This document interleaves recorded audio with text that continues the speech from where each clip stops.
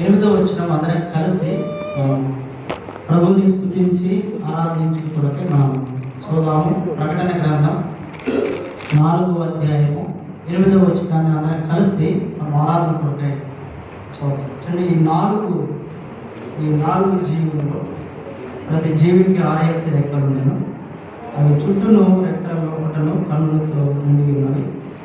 అవి భూత వర్తమాన భవిష్యత్ కాలములలో ఉండు సర్వాధికారియు దేవుడు నాకు ప్రభు పరిశుద్ధుడు పరిశుద్ధుడు పరిశుద్ధుడు అని మానక రాత్రింబగళ్ళు చెప్పుచుండెను. మరొకసారి మరి చదువుదాము. అవి భూత వర్తమాన భవిష్యత్ కాలములలో ఉండు సర్వాధికారియు దేవుడు నాకు ప్రభు పరిశుద్ధుడు పరిశుద్ధుడు పరిశుద్ధుడు అని మానక రాత్రింబగళ్ళు చెప్పుచుండెను. వారం చదువుదాం. యోహాను సువార్త 4:24 వచనం చదువు. మనం కలిసి ఆరాధన. దేవుడు ఆత్మ కనుక ఆయనను ఆరాధించువారు ఆత్మతో శక్తితో ఆరాధింపవలెను. ప్రభు సాయం కొరకే మనం వచ్చి ప్రార్థన చేస్తాం.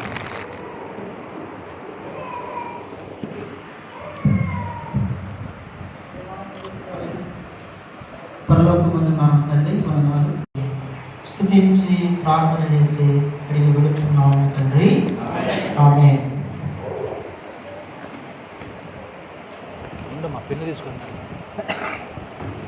చదువుదాము. మరి ప్రకటన గ్రంథము 4వ అధ్యాయము 8వ వచనంలో ఏమని వారు మనం దేవుడిని ఆరాధించే దాని కొరకు ఆ మాటను మరొకసారి చదువుదాం.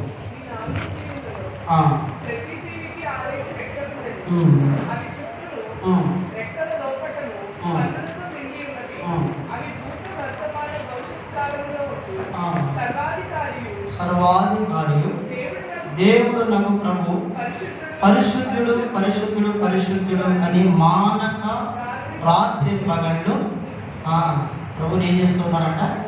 ఆరాధిస్తూ ఉన్నట్లు మనం చూస్తూ ఉన్నాం. ప్రకటన గ్రంథం 4వ అధ్యాయంలో ప్రేమైన వారు మరి భక్తుడైన యోహాను దర్శనములో పరలోకం యొక్క దర్శనాన్ని ఆయన చూస్తూ ఉన్నాడు. ఆ పరలోకంలో ఒక సింహాసనం వేయబడింది. ఆ సింహాసనం చుట్టూ 24 సింహాసనాలు వేయబడి ఉన్నాయి. ఆ 24 సింహాసనాల మీద 24 పెద్దలు కూర్చుని ఉన్నారు. మరి ఈ సింహాసనం చుట్టూ ప్రియమైన వారు 4 జీవులు ఉన్నట్లు అక్కడ వాక్యంలో రాయబడింది. మరి 4 జీవులు కూడా వారు ఏం చేస్తూ ఉన్నారు అంటే భూత వర్తమాన భవిష్యత్తు కాలంలో సర్వాధికారి దేవుడు పరిశుద్ధుడు పరిశుద్ధుడు పరిశుద్ధుడు పరిశుద్ధుడని మానక మరి ఏం చేస్తూ ఉన్నారంట?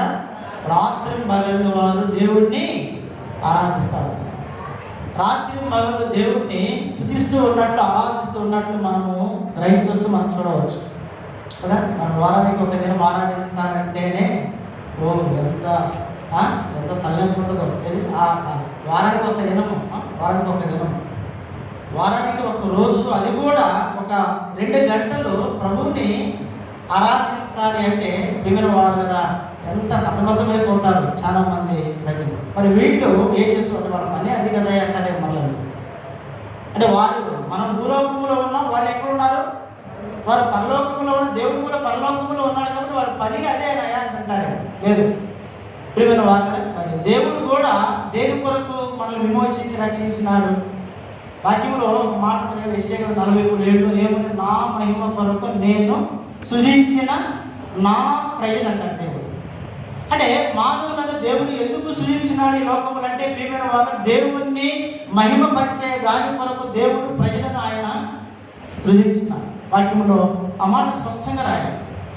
ఇప్పుడు ఈయన ఎందుకు వాళ్ళు ఆరాధిస్తూ ఉన్నారు, ఎందుకు ఈయన స్తుతిస్తూ ఉన్నారంటే ఈయన సర్వాధికారి అనే మాట్లాడింది అక్కడ.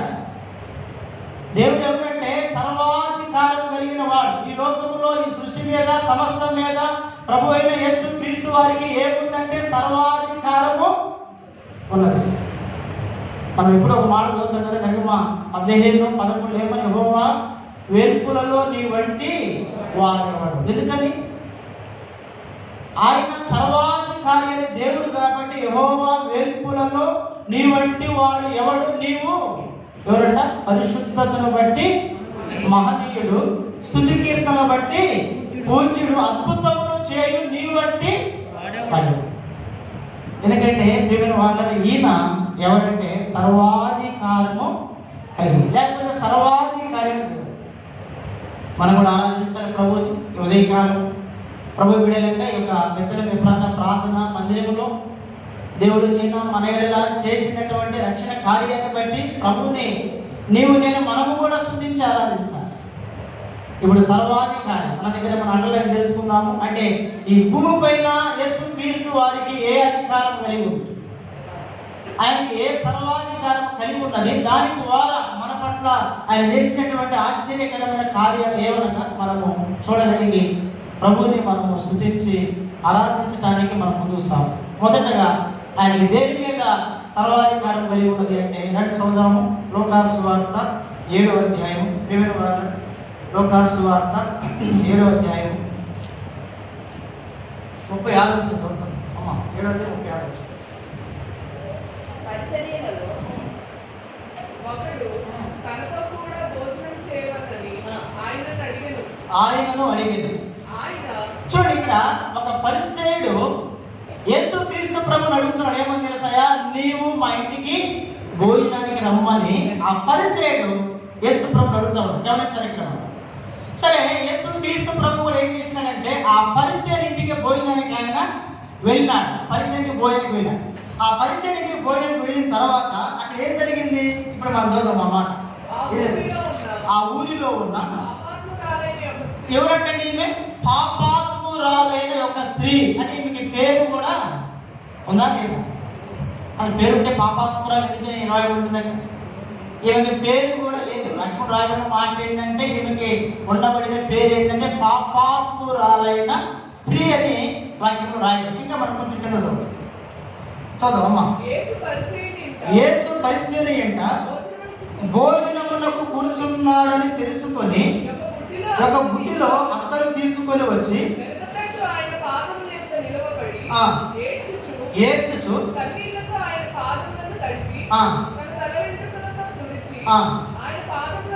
ఆయన పాదములను ముద్దు పెట్టుకొని ఆ అత్తరు వాటికి పూసెను. ఇక్కడ మనం గమనించాల్సిన మాట ఏంటంటే వివిధ వాళ్ళు ఆ పరిస్థితి ఇంట్లో యేసుక్రీస్తు ప్రభు వారు భోజనం చేస్తూ ఉన్నప్పుడు ఆ ఊరిలో పాపాత్మురాలు ఒక స్త్రీ. ఆమె ఎక్కడికి వెళ్ళాల? ఎక్కడికి వచ్చింది ఈమెంటే? ప్రభు అయిన యేసుక్రీస్తు వారి దగ్గరికి వచ్చింది. ఈమెకి ఇవ్వబడిన పేరు ఏంటంటే పాపాత్మురాలైన స్త్రీ అని వాక్యములు మనం చూస్తూ ఉన్నాం. అయితే ఆమె వచ్చి ఒక అత్తరు పుట్టి తీసుకొని యేసు ప్రభు వారి యొక్క పాదములను కుడిసి తన తల వెంట్రుకలతో ఆయన పాదములను కుడిచినట్లు వాక్యములు ఉంది. ఒక మాట రాయబడింది పిల్లల ఇదే అధ్యాయంలో. మరి 48 వచ్చిందో 48 వచ్చిందో చూడండి. ఇప్పుడు యేసు ప్రభు చెప్పే మాట ఏంటంటే నీ పాపములు క్షమింపబడి ఉన్నావని ఆమెతో నేను. మీరు గమనించాలి. ఇప్పుడు ఈమె యేసు ప్రభు దగ్గరికి ఎందుకు వచ్చింది? యేసు ప్రభు దగ్గరికి ఈమె ఎందుకు వచ్చిందంటే ఈమె పాపములను క్షమించడానికి అధికారం ఎవరుకుందంట? ఒక ప్రభు అయిన యేసుక్రీస్తు వారికే పాపములను క్షమించే అధికారం ఈ భూమి మీద ఉంది. ఇప్పుడు మత్తయి సువార్త 9వ అధ్యాయము 6వ వచనంలో ఆ మాట స్పష్టంగా రాయబడింది. మత్తయి సువార్త 9వ అధ్యాయము 6వ వచనాన్ని ఒకసారి చదవండి. ఒకసారి ఆ మాట చదువుదాం. ఆయనను చూడండి, పాపములు క్షమించుటకు భూమి మీద మనిషి కుమారునికి ఏమి ఇవ్వబడి ఉన్నదంటమ్మా? చెప్పాలా? ఇప్పుడు ఈ యొక్క యేసుక్రీస్తు ప్రభుని నీవు నేను మనము ఆరాధించాలి. అంటే పరలోకములో 4 జీవులే రాత్రి పగలు మానక ఏం చేస్తూ ఉన్నారు? ఆరాధిస్తూ ఉన్నారు. ఏమని? పరిశుద్ధుడు పరిశుద్ధుడు పరిశుద్ధుడు అని మానక ఆయన ఆరాధిస్తూ ఉంటే నాడు మనము ప్రభుని ఎందుకు ఆరాధించాలి అంటే ఈయనకి భూమి మీద పాపములను క్షమించడం ఏమో కలిగి ఉంది? అధికారం కలిగి ఉంది. ప్రియమైన వాదరా కీర్తన గ్రంథము మరి 49వ కీర్తన 7వ వచనం రాబడిందంటే చూడండి, ఏ విధము చేతనైనా ఎవడైనా తన సహోదరుని ఏం చేయాలంట? విమోచించలేడు. ఈ ప్రపంచంలో ఎవరైనా సరే ఒక పాపాత్ముడైన మనిషి యొక్క పాపములను క్షమించే అధికారం ఎవరికి ఉందంటే ఇప్పుడు పాపములను క్షమించాలి, పాపములను తీసివేయాలంటే ప్రియమైన వాళ్ళని పాపము లేని వాడు మాత్రమే పాపములను ఏం చేయగలడంట? చెప్పాలా? ఏం చేయగలడు? క్షమించగలడు. అందుకని ప్రకటన 1:6 మనం చూస్తాం కదా, మనలను ప్రేమించుచు తన రక్తము వలన మన ప్రతి పాపము నుండి మనలను విడిపించిన వారికి ఏం కలుగుతుంది? అక్కడ ఒక వాక్యంలో రాయబడింది, చెప్పాలా? మహిమయు ఘనతయు ప్రభావములు ఆయనకి కలుగును కాక అని రాయబడింది వాక్యంలో. లేదా మరి ఈయన మాత్రమే పాపములను క్షమించిన అధికారం ఎందుకు కలిగి ఉన్నదంటే భూమి మీద అందరూ కూడా ఎవరంట? పాపులే. రోమపత్రిక 3 రేపులు రాయబడింది కదా, ఏమని? ఏ భేదము లేదు, అందరూ కూడా పాపం చేసి దేవుడు అనుగ్రహించు మహిమను ఏం చేయకపోతారంట? పొందలేకపోతూ ఉన్నారంటే ఒక మనిషి పాపముల నుండి విమోచించాలి అంటే అది ఒక నీతిమంతుడైన పరిశుద్ధుడైన యేసు క్రీస్తు ప్రభు వారి తప్ప ఏ మానవునికి ఏం లేదంట? పాప క్షమాపణ లేదు. ఈనాడు మనం ప్రభువుని ఎలాంటి అనుభవం ఆరాధిస్తామంటే, ఒకటి, ప్రభువా నీకు పాపములను క్షమించే అధికారం నీకు కలిగి ఉన్న దేవుడు. నేను ఒకప్పుడు ఈ లోకంలో ఎవరు మనమే? పాపులమా పరిశుద్ధులమా?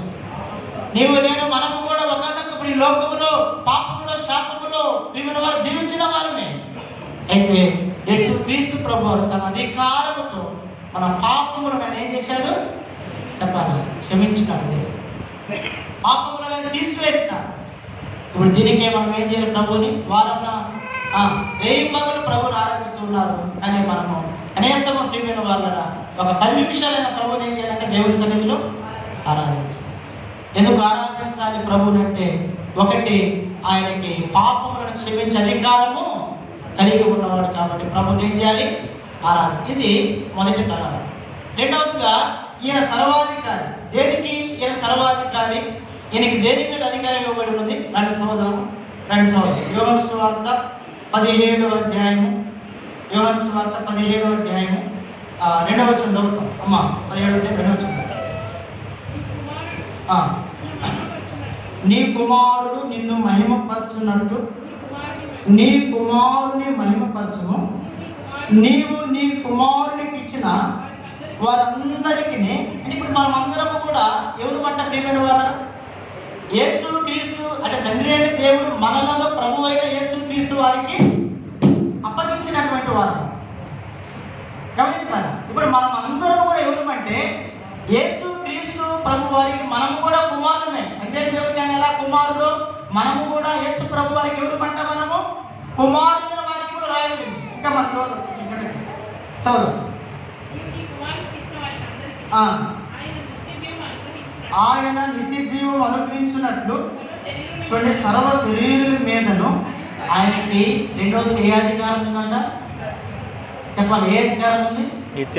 నిత్య జీవము అనుగ్రహించే అధికారం ఎవరికి ఉందంటే ప్రియమైన వాళ్ళని చెప్పాలి. ఇప్పుడు రోమపత్రిక 6:23 ప్రకారం మొదటి మాట ఏముంటుంది అక్కడ? పాపము వలన వచ్చు జీతము మరణం అని. ఇప్పుడు సెకండ్ టైం ఎవరు రాయాలి? 2వ వచనం.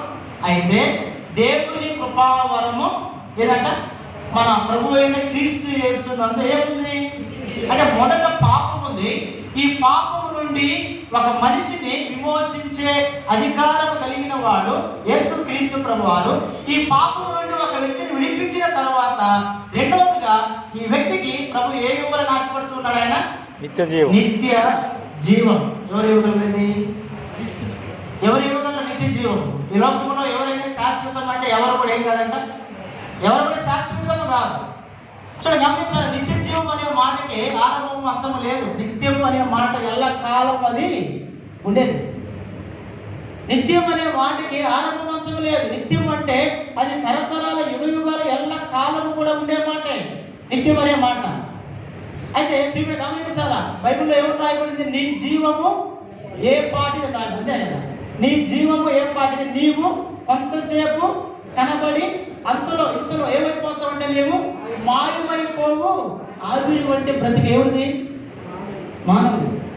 అయితే యేసు క్రీస్తు ప్రభు వారికి రెండవదిగా ఆయనకి ఏ అధికారం కలిగి ఉన్నాడంటే ఆయన నిత్య జీవం అనుగ్రహించే అధికారము ఆయన కలిగి ఉన్నాడు. అందుకే వాళ్ళు ఏం చేస్తూ ఉన్నారంటే రేయింబగలు మానక ఈయన పరిశుద్ధుడు పరిశుద్ధుడు పరిశుద్ధుడని మానక ప్రభుని స్తుతిస్తూ ఉన్నారంటే కారణం ఏంటి?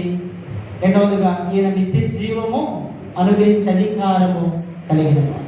అయితే మనకు ఒక మాట ఉంటుంది కదా, యోహాను సువార్త 10వ అధ్యాయం చూద్దాం ఆ మాట 28వ వచనంలో ప్రియమైన వారు, యోహాను సువార్త 10వ అధ్యాయం 28వ వచనం ఏమని రాయబడి ఉంటుంది చూడండి. నేను వాటికి నిత్య జీవము నిచ్చుచున్నాను కనుక అవి ఎన్నటికి ఏం కావంట, నశింపవు.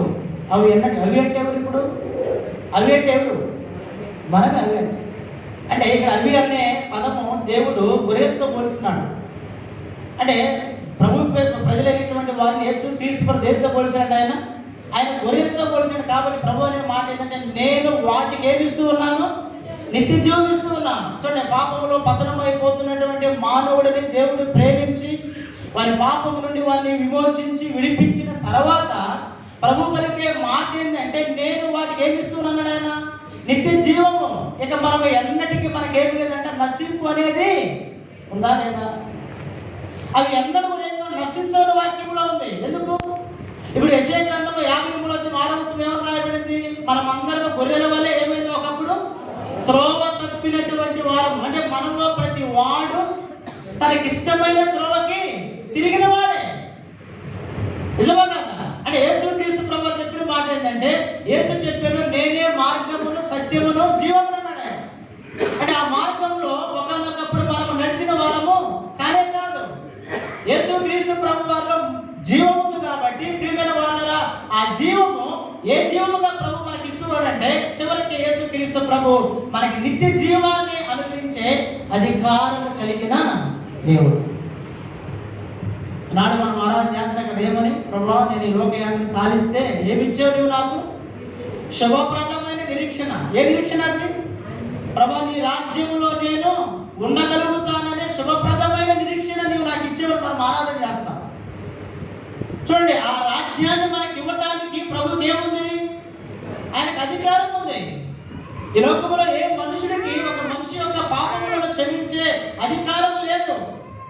మనిషి పాపము ద్వారా ప్రియమైన వాళ్ళ నశించి నరకానికి పోవటము ప్రభుకి ఏమాత్రం ఇష్టం లేక ఆయన మనల్ని ప్రేమించాడు. మన కొరకు ఈ లోకంలో జన్మించాడు. తన రక్తముతో నేను మన ప్రతి పాపమును ఆయన కడిగి మనల్ని పవిత్రపరిచాడు. అంత మాత్రమే కాదు, ఆయన మనకి ఏమి ఇచ్చినాడంట? నిత్య జీవము ప్రభు మనకి ఇచ్చినాడు. అప్పుడు ఎక్కడున్నా మనము గొర్రెల వలె మనము త్రోవ తప్పి తిరుగుతున్నాము ఈ లోకంలో. మనలో ప్రతి వాడు తనకి ఇష్టమైన మార్గంలో తొలగిన వాక్యం. ఇప్పుడు ఆ మార్గంలోనే ఉంటే నీవు అక్కడ ఏముంది? యోహాను సువార్త 10:20 ఏమో రాయబడింది? అవి అన్నిటికీ నశింపు అంటే ఏంటి చెప్పాలి? ఆ మార్గంలో ఉండి నువ్వు నశించిపోతావు. కాబట్టి ప్రభు ఏం చేశాడంటే ఆ మార్గం నుండి మనల్ని విమోచించి తన మార్గంలోనికి ప్రభు మనల్ని తీసుకొచ్చినాడు. అప్పుడు రెండవదిగా ప్రియమైన వాళ్ళరా ఆయనకి నిత్య జీవం అనుగ్రహించే అధికారము కలిగింది. ఒకటి మన పాపములను క్షమించిన అధికారం కలిగిన వాడు. రెండవదిగా ఆయన సర్వాధికారి. దేనికంటే మనకి నిత్య జీవము అనుగ్రహించే అధికారము కలిగిన. అందుకే ఇప్పుడు ఏం చేయాలి ప్రభువు అంటే మనం కూడా పరిశుద్ధుడు అని ప్రభుని మానక ప్రతి గానముల చేత ఆయన స్తుతించి ఆరాధించాలి. ఇది రెండవ తలంపు. రండి మూడవ మాట చూడండి. మూడవదిగా ఆయనకి ఏ అధికారం ఉంది? చూద్దాము. మత్తయి సువార్త 9వ అధ్యాయం. మత్తయి సువార్త 9వ అధ్యాయం 7-8 చదవడం ఒకసారి. వాడు లేచి తన ఇంటికి వెళ్ళెను. జనులు అది చూసి భయపడి అధికారం ఇచ్చిన దేవుని మహిమపరిచిరి. యేసు అక్కడి నుండి వెళ్ళుచు కుంభపు మెట్టినంతకు వాడు లేచి తన ఇంటికి వెళ్ళెను. జనులు అది చూచి భయపడి మనుషులకి అధికారం ఇచ్చిన దేవుణ్ణి మహిమపరచాలంటే మూడోదిగా ప్రభువుకి దేని మీద అధికారం ఉంది చెప్పండి? ఏం మాట్లాడు? ఏ అధికారం ఉందని? ఒక వ్యక్తిని చెప్పాలా స్వస్థపరిచే అధికారం, ఒక వ్యక్తిని బాగు చేసే అధికారం ఉంది. నాడు సంవత్సరాలు 10 సంవత్సరాలు 15 సంవత్సరాలు చదివి ప్రియమైన వాళ్ళు ఒక మనిషి గుండె అసలు ఎలా కొట్టుకుంటుంది అని తెలుసుకోవడానికి ఒక డాక్టర్ 10 సంవత్సరాలు చదివితే కానీ ఒక మనిషి గుండె ఎలా పుట్టుకుంటుందో అని తెలుసుకోండి. దీనికి 10 సంవత్సరాలు MBBS తర్వాత చదివితే ఒక మనిషి గుండె ఎలా కొట్టుకుంటుందో తెలుసుకోవడానికి 10 సంవత్సరాలు చదవాలి. ఇక్కడ మనం చూస్తూ ఉన్నాము, ఈ భూప్రపంచంలో యేసుక్రీస్తు ప్రభు వారికి ఏ అధికారం ఇవ్వబడినది అంటే ఆయనకి స్వస్థపరిచే అధికారం. ఇక్కడ మనం చూస్తూ ఉన్నాము, ఎవరి వ్యక్తి అంటే పక్షవాయువు కలిగినటువంటి వాడు. ఆ వ్యక్తిని మంచం మీద మోసుకొని వచ్చాడు. మంచం మీద మోసుకొని వచ్చినటువంటి ఆ వ్యక్తిని ప్రభు అన్నాడు, నువ్వు లేచి నీ పరిగెత్తుకొని నడుమంటే ఆ వ్యక్తి నడిచినాడు. అప్పుడు అందరూ చూసి అనుకున్నారు, అరే ఈయనకి ఇంత అధికారం ఎక్కడ నుండి వచ్చింది అంటే మనుషులకి అధికారం ఇచ్చిన వ్యక్తి అని చెప్పేసి వాళ్ళందరూ కూడా ఆశ్చర్యపోయినటువంటి సంగతి మనం చూస్తాం. చూడండి, అంటే ఒకరి కాదు ఇద్దరు కాదు, ఈ లోకంలో యేసు ప్రభు వారు 33 సంవత్సరాలు జీవించినటువంటి దినాల్లో ఎంతో మందిని ఆయన ఏం చేసినాడంటే ప్రియమైన వాళ్ళ ఆయన స్వస్థపరిచినాడు. మన వాక్యంలో మనం చూస్తున్నట్టు మాట ఇంకొకసారి అదే మాట మనం చూద్దాం. చూడండి, వాడు లేచి చూడు, ఇప్పుడు ఒక వ్యక్తిని కాదు, ఇప్పుడు ఒక్కొక్క మాట ఉంటుంది. ఎక్కడ మత్తయి సువార్త 4వ అధ్యాయం 23-24 ఏమని ఉంటుంది? మత్తయి సువార్త 4వ అధ్యాయం 23-24 ఏమని ఉంటుంది అంటే చూడండి, యేసు వారి సమాజ మందిరములలో బోధించుచు దేవుని రాజ్యమును గురించిన సువార్తను ప్రకటించుచు ప్రజలలోని ప్రతి వ్యాధిని, అంటే ఒక వ్యాధి కాదు, ఒక వ్యాధి కాదు. ఈనాడు లోకంలో డాక్టర్లు కొన్ని బోర్డు పెట్టుకుంటారు, ఈయన చెవి ముక్కు స్పెషలిస్ట్ అని, ఈయన గ్యాస్ ట్రబుల్ స్పెషలిస్ట్ అని కదా. ఈయన అక్కడ పోయినా ఆయన ఇక్కడ పోయినా వీళ్ళు ఏమంటారు, ఇక్కడ కాదు నువ్వు పలానా హాస్పిటల్కి వెళ్ళని పొందుతారు. అవునా కదండి? నిజమా కదా? అయితే చూడండి, ప్రజలలోని ప్రతి వ్యాధిని, ప్రతి రోగమును యేసుక్రీస్తు ప్రభు వారు స్వస్థపరచగలిగే అధికారం కలిగిన దేవుడు ఆయన.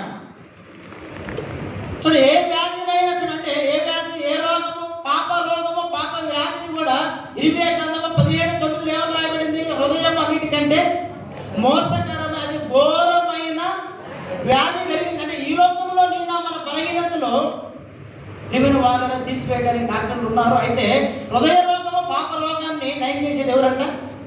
యేసు ప్రభువు కదండి. ఇప్పుడు ఉదయాన్నే కొన్ని ప్రాంతాల్లో సువార్త చేయడానికి వెళ్తూ ఉంటాం. ఉదయాన్నే సువార్తకి వెళ్తే కొంతమంది సిస్టర్స్ ఏం చేస్తారంటే ఉదయాన్నే 5 గంటలకు వాళ్ళు ఇంటి ముందు శుభ్రం చేస్తూ ఉంటారు కదా.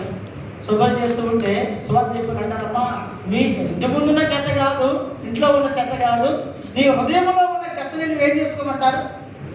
ముందు నువ్వు దాన్ని శుభ్రపరచుకుంటాను.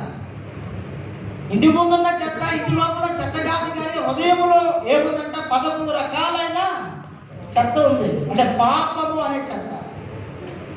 మీరు గమనించాలా, అంటే మనిషికి అంటే బాహ్యముగా కలిగినటువంటి వ్యాధి బలహీనతలను స్వస్థపరిచే అధికారం ఉంది. అయితే పాప రోగానికి పరమ వైద్యుడు ఎవరంటే ప్రభు అయిన యేసుక్రీస్తు.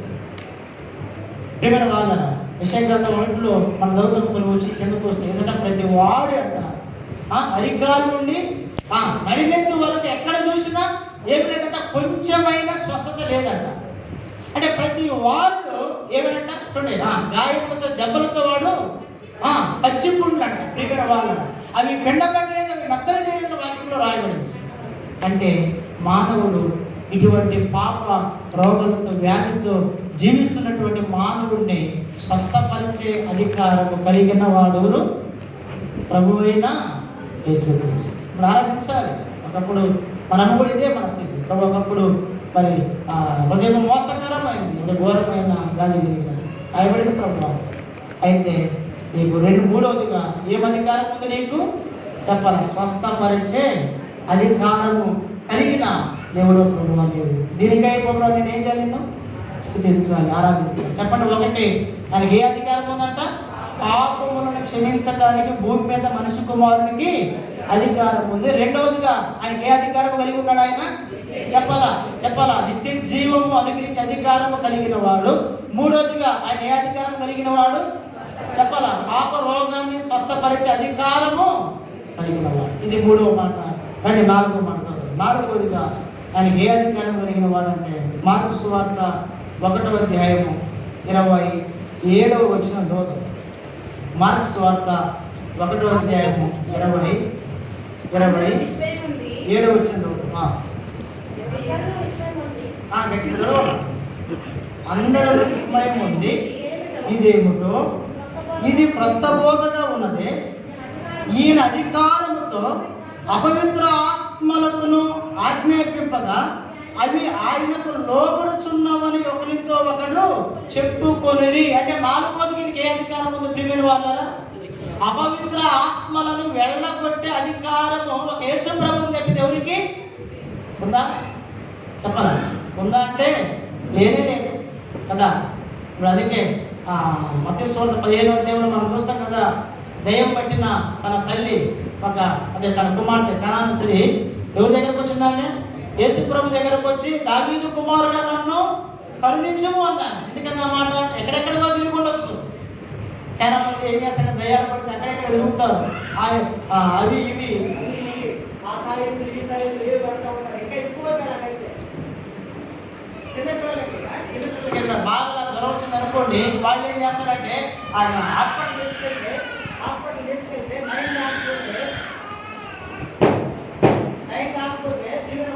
చిన్నపిల్లలు తీసుకెళ్ళి ఏం చేస్తారంటే ఎక్కడికి తీసుకెళ్ళి వాళ్ళకి కాళ్ళకి చేతులకి ఏం చేస్తారంటే నల్ల దారాలు కడతారు. నల్ల దారాలను దారాలు ఎలా ఉన్నాయి? వెంట్రుకలతో తయారు చేయబడినటువంటి దారాలు కడతారు. చాలా విచారంగా లేదు. ఆ దురాత్మలను వెళ్ళగొట్టేది ఎవరు అంటే వాక్యంలో స్పష్టంగా రాయబడిన మాట, యేసు క్రీస్తు ప్రభు వారికి దురాత్మల మీద, అపవిత్రాత్మల మీద ఆయనకి ఏముంది? అధికారం ఉంది. ఆయనకు అధికారం ఉంది వాక్యంలో. ఎన్ని దురాత్మలైనా వాక్యంలో ఉంది కదా. దయ్యమును బట్టిన సేన అమాంతం. లోకాసు వార్త 8వ అధ్యాయము 26, 27 వచ్చిన చదవండి. లోకాసు వార్త 8వ అధ్యాయము 26, 27 వచ్చిన వచ్చింది. ఆయన ఒడ్డున దిగినప్పుడు ఆ ఊరి వాడొకడు ఆయనకు ఎదురుగా వచ్చాను. వాడు దయ్యమును పట్టిన వాడై బహుకాలం నుండి బట్టలు కట్టుకొనక ఎక్కడున్నాడంటండి? ఈ వ్యక్తి ఎక్కడున్నాడంటమ్మా? సమాధిలోనే ఉన్నాడు, కానీ ఇంట్లో నివాసం చేసేవాడు కాదు. వేరే యేసు ప్రభు తప్ప మనుషులు ఎవరైనా దురాత్మలను వెలగొట్టే వాళ్ళు ఉన్నట్లయితే ఈ వ్యక్తిలో ఉన్నటువంటి దురాత్మలు అన్ని కూడా ఏమయ్యాయి? వెళ్ళిపోయాయి. మనుషులు వెలగొట్టేవారు, కానీ ఏ మనుషుడికి దురాత్మను వెలగొట్టే అధికారము లేదు. ఒక దురాత్మను వెలగొట్టే అధికారం లేదు చెప్పాలి కదండి. మరి దేంట్లో ఎన్ని దురాత్మలు ఉన్నాయంట? దాదాపు 2000 దురాత్మలు. చూడండి, యేసు క్రీస్తు ప్రభు వారు మాట మాత్రమే సెలవిచ్చారు అంతే. అతనిలో ఉన్న దురాత్మలు అన్నీ కూడా పోయి పందులలో దొరబడాయంట. పందులు వడిగా ఎక్కడ పోయినట్టు అవి సముద్రంలో పడి సత్యను అనే మాట మనం చదువుతాం. చాలు. కాబట్టి ప్రియమైన వాళ్ళ నాలుగోదిగా ప్రభు అయిన యేసు క్రీస్తు వారికి అపవిత్ర ఆత్మలను వెళ్ళగొట్టే అధికారము కలిగి ఉంది. అందుకే ఆయన సర్వాధికారి అయిన దేవుడు అని ఆ 4 జీవులు 24 పెద్దలు మానక దేవుడు ఆయన్ని సూచిస్తూ ఉన్నారు, ఆయనను ఆరాధిస్తూ ఉన్నారు. ఇది యేసు ప్రభు యొక్క సర్వాధికారి. ఇక చివరగా 5వ మాట, చివరి 5వదిగా ఆయనకి దేని మీద అధికారం కలిగి ఉన్నది అనే మాట లూకాసు వార్త 4వ అధ్యాయం 4వ అధ్యాయం లూకాసు వార్త 4వ అధ్యాయం 32వ వచనం చదవండి. ఆయన వాక్యము చూడండి, ఆయన వాక్యము అధికారముతో కూడినదై ఉండెను కనుక చూడండి, వారాయన బోధకు ఆశ్చర్యపడిరి. చూడండి, ఆయన వాక్యము అధికారముతో కూడింది. అంటే దీనికి 5వదిగా ఏముందంటే ప్రియమైన వాళ్ళ వాక్యం యొక్క అధికారి. ఇక్కడ మనం గమనించాలి ఒక మాట ఏంటి అంటే, మరి కీర్తన గ్రంథము 119వ కీర్తన 50 ఏముంటుంది అక్కడ? నీ వాక్యమే నన్ను బ్రతికించెను, నా బాధలలో ఇది నాకు నెమ్మదిని కలిగించిన వాక్యం ఉంది. ఇప్పుడు యోహాను సువార్త 17:17 ఏమవుతుంది? ఆ వాక్యమే ఏమైనదంట? ఈ వాక్యం మనకి ఏంటి అర్థము? ఈ వాక్యమే సత్యము. గమనించాలి మీరు, నీ వాక్యమే ఏంటి? సత్యము. అని ఇప్పుడు మనం వాక్యానికి వెళ్ళిపోతున్నామా, ఒకప్పుడు వాక్యంలో ఉన్నామా? చెప్పండి మీరు. ఏం మాట్లాడు రక్షణ పొందక మునుపు మనం ఎక్కడున్నామంట? వాక్యానికి మనం వెలుపులే ఉన్నాము కానీ మనం వాక్యములో లేము. అయితే ఆయన వాక్యము అధికారం కలిగిన వాడై ఉండి ఇప్పుడు ఆ వాక్యం అంటే సత్యమందు మనల్ని ఏం చేసినాడు? దేవుడు ప్రతిష్ఠించినాడు. వాక్యం ఉందన్నమాట. ఆ మాట యోహాను సువార్త 17:19 యోహాను సువార్త 17:19 చూడండి. సత్యమందు వారిని ప్రతిష్ఠిత చేయబడినట్లు వారి కొరకే. చూడండి ఏంటంట? అమ్మ 19 వారు సత్యమందు ప్రతిష్ఠిత చేయబడినట్లు వారి కొరకై నన్ను ప్రతిష్ఠ చేసుకొనుచున్నాను. అంటే ఇప్పుడు ఐదవదిగా ఈ వాక్యం అధికారం కలిగిన దేవుడు చివరిగా మనం దేనిని ప్రతిష్ఠించినాడు? ఆయన చెప్పండి. వాక్యమందు మనల్ని దేవుడు ప్రతిష్ఠించడం అనే మాటకి అర్థం ఏంటంటే ప్రత్యేక పరచుటని అర్థం. అర్థమైందా? ప్రతిష్ఠించడానికి అర్థం ఏంటి? ప్రత్యేక పరచుటని అర్థం. అంటే వాస్తవానికి మనము వాక్యము వెలుపులు ఉన్న వారిమే కానీ ప్రియుల వారలా మన ప్రభువులో ఉండబడిన వారు కాదు. అయితే ఆయన వాక్యము యొక్క అధికారము కలిగిన వాడై ఉండి ప్రభువు చివరగా ఆయన వాక్యమందు మన ప్రభు ఏం చేసినాడు? ప్రతిష్ఠించినాడు. అందుకే అన్నాడు, నీ వాక్యమే నన్ను బ్రతికించుచున్నది. ఈనాడు నీవు నేను మనము జీవిస్తూ ఉన్నాము, బ్రతుకుతున్నామంటే ప్రియమైన వాళ్ళరా ఆ సత్యమందు ఆ వాక్యమందు ప్రభు మనల్ని ఏం చేస్తున్నాడంట? ప్రతిష్ఠించినాడు. దేని కొరకు బ్రతుకుతున్నాం? దేవుని కొరకు జీవిస్తున్నాం అంటే ఆయన కొరకు, ఆయన వాక్యము కొరకు. ప్రియమైన వాళ్ళరా యేసు క్రీస్తు ప్రభు వారు మనల్ని జీవింపజేసినాడని మనం గ్రహించాలి. అందుకే ఆయన సర్వాధికారం కలిగిన వాడు కాబట్టి ఆయన పరిశుద్ధుడని రేయి భక్తులు వాడు మానక ప్రభువుని స్తుతించి ఆరాధిస్తున్నారు. ఇప్పుడు నీవు నేను మనం కూడా ఇటువంటి అనుభవంలో ప్రభువుని స్తుతించి ఆరాధించాలి. ఒకటి, ప్రభువా ఆ పాపములను నీవు క్షమించిన అధికారం కలిగిన దేవుడు. రెండవది, ప్రభువా నీవు నాకు నిత్య జీవము అనుగ్రహించిన అధికారం కలిగిన దేవుడు. మూడవది, ప్రభువా నీవు పాపరోగాన్ని స్వస్థపరిచిన అధికారం కలిగిన దేవుడు. నాలుగవది చెప్పాల దురాత్మల నుండి విడిపించిన అధికారం కలిగిన దేవుడు. ఐదవదిగా నీ వాక్యం యొక్క అధికారం కలిగి ఆ సత్యం వల్ల నీవు నన్ను ఏం చేసినావు? ప్రతిష్ఠించినావు. దీనికి నేను నీకేమి ఇవ్వగలను? ఏమి ఇవ్వలేక ప్రభువా నీవు ఇచ్చిన రక్షణ పాత్ర చేరుకుని విరిగి నలిగిన మనసుతో నేను స్తుతించి ఆరాధిస్తూ ఉన్నాను ప్రభువా అని ప్రభుని ఏం చేయాలి? మనము ఆరాధించాలి. అంటే ఐదంతల అనుభవం ప్రభు నేనా మన పట్ల చూపినంత అధికారాన్ని బట్టి ప్రభుని మనము ఆరాధిస్తాం. అంటే ఈ సమయంలో మనం లేచి నిలవబడి